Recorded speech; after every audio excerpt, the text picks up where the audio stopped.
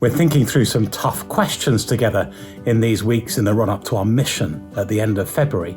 And one of the tough questions I've been asked is, don't all religions lead to God? Aren't there lots of different ways to get to heaven? And one of the illustrations that you sometimes see is a little bit like this cartoon. This cartoon is a modern version of a story that goes back over 2,500 years across many different religions. And it's about a blind village meeting an elephant. And if you look at the cartoon on the screen, you can see that one blind man thinks it must be a rope because he's holding the tail.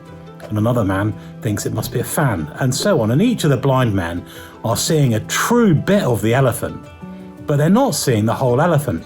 And the claim is that different religions are seeing different true bits of God, but they're not seeing all of God because they can't. And it sounds wonderfully humble, doesn't it? Because we're just little human beings and we're blind. And of course, we can't see the real big, true, wonderful, amazing God. Let's think about it in a bit more detail. Across the whole Bible, the claim is very clear that there's only one God. In the famous book of Jonah, Jonah says, salvation belongs to the Lord. And Jesus' closest followers taught this just after he died and rose again. Here we are in Acts chapter 4. Salvation is found in no one else, for there is no other name under heaven given to humans by which we must be saved.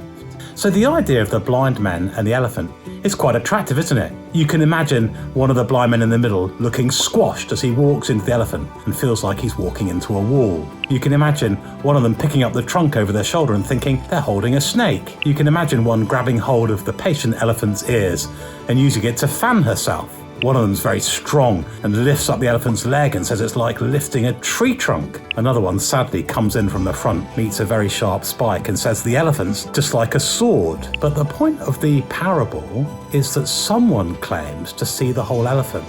So whoever says this is claiming to be more than any other human beings. The other humans are blind, but they're claiming to see. And Jesus walked on earth 2,000 years ago and he made that claim. But the difference between Jesus and everybody else who makes that claim is that Jesus lived a perfect life. Even his enemies agreed with that. And Jesus did miracles, said things and did wonderful things. And constantly, as you read the real eyewitness history of Jesus, you find yourself thinking, only God could do that. And you're absolutely right. The only explanation for Jesus is that he's God.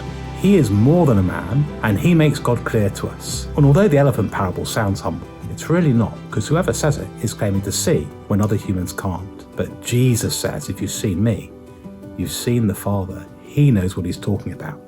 He's the only one way to be saved.